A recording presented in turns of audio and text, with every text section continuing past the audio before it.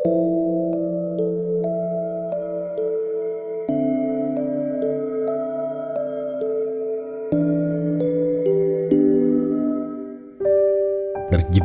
relativitas.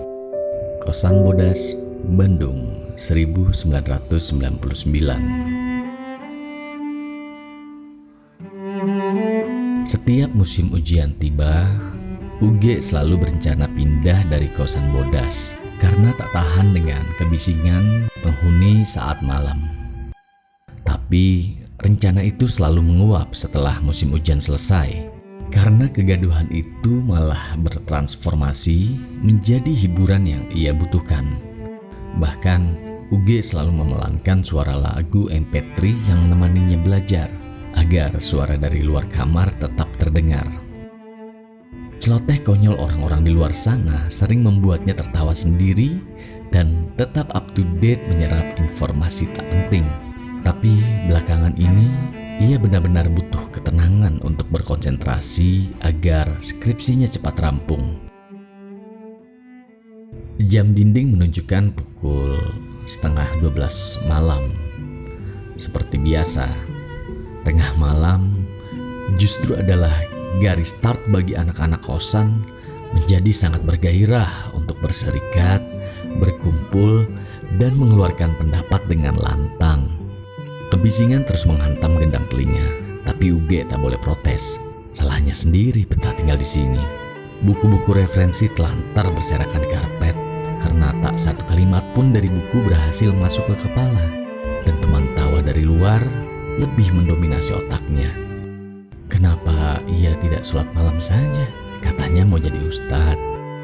Bukan tak mau, tetapi ia biasa melakukannya sekitar 1 jam sebelum sholat subuh. Oke, lalu kenapa ia tidak tidur saja? Maaf, ide ini lebih tidak mungkin. UG sudah biasa lelap di tengah hiruk-pikuk suara. Jawabannya ada pada gelas besar di dekatnya. Setelah 3 kali mengosongkan gelas yang tadinya berisi kopi hitam, kafein memompa jantungnya lebih cepat, sehingga memaksanya tetap melek dan melakukan aktivitas. UG mati gaya. Tanpa sadar, ia meneguki si gelas besar itu lagi. Ternyata cuma ampas kopi yang mampir ke mulutnya. Ia mendelik lalu membersihkan bibirnya dari ampas sambil berdiri dan memandang sekeliling kamar.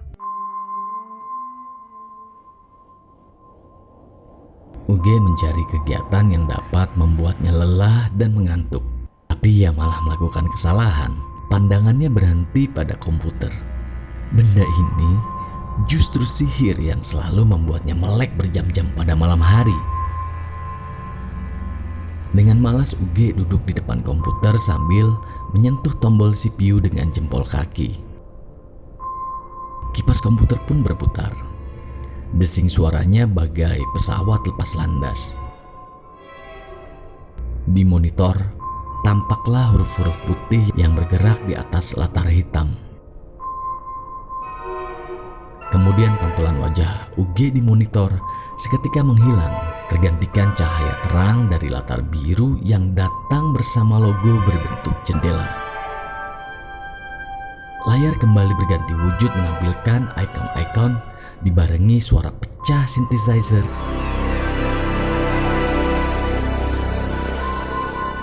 Yang membuat speaker aktif kecil bergetar. Gitu dong, cepetan buka software 3D-nya. Malam ini saatnya kita bikin gedung terkeren di dunia. UG tersenyum getir. Ajakan gaib ini pasti berasal dari pengaruh kafein.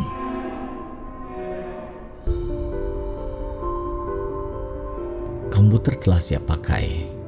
Jari telunjuk UG pun telah mengokang pelatuk kiri mouse. Tapi UG masih bingung melakukan apa. Ia hanya berharap mampu melempati waktu menuju saat dunia terasa hening dan damai. Andai mesin waktu itu ada.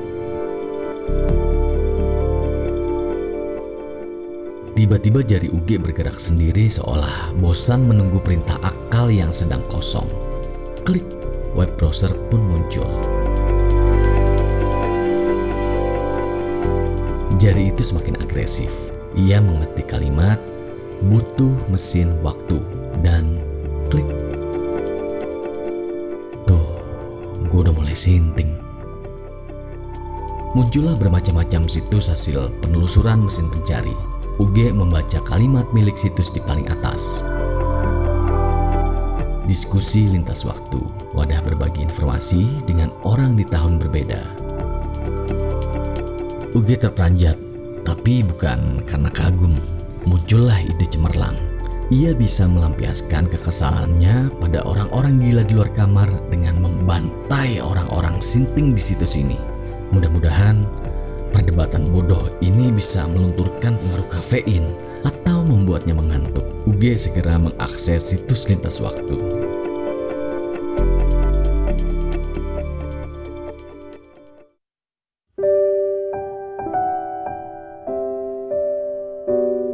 Mengakses lintas waktu akan membuatmu terdampar di semesta tak berdimensi. Bijaksanalah saat kau mengetahui apa yang orang lain tidak ketahui. Pengetahuan akan membuatmu menjadi insan terasing jika kau memaksa orang lain sejalan dengan pencapaianmu.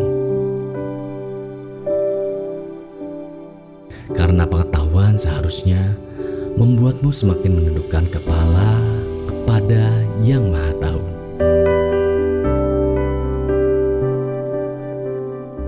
Sekali lagi kuharap bijaksanalah saat kau kembali ke waktumu.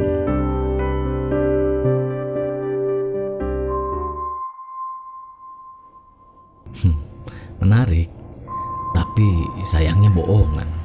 Komentar UG sambil mencari jendela chatting. Nah, ini. Oh, chatting harus daftar dulu. Oke, nggak masalah, gumam UG. UG mengikuti proses pendaftaran. Ia memasukkan nama UG, alamat email, lalu tiba-tiba kolom lokasi dan waktu secara otomatis muncul tulisan Bandung dan 1999 tanpa ia ketik. UG telah dapat persetujuan untuk chatting. Ia memperhatikan daftar nama-nama anggota chatting untuk memilih lawan debatnya. Tahunnya kok beneran bisa beda-beda. UG heran. Ia ingat sistem mampu menampilkan lokasi dan tahun keberadaan secara otomatis tanpa ia ketik. Ini sih akal-akalan programmer aja, gumam UG sinis.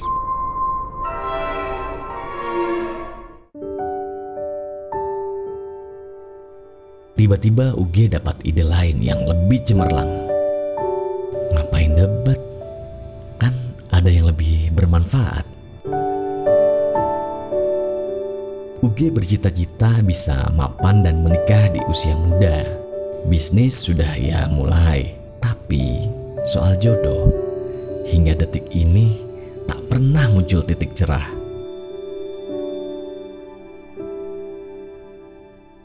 Gagal di dunia nyata barangkali berhasil di dunia maya, gumam UG sambil mencari nama perempuan di daftar anggota. Yang mana nih?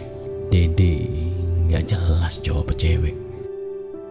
Lien, cantik gue. Biasanya yang pakai embel-embel cantik, malah kebalikannya. Leonie Love FC.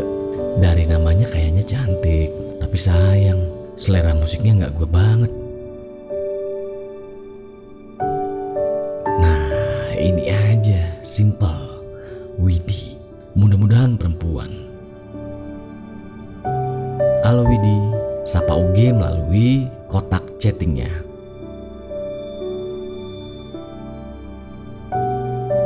Hai UG, jawab seseorang dari seberang sana.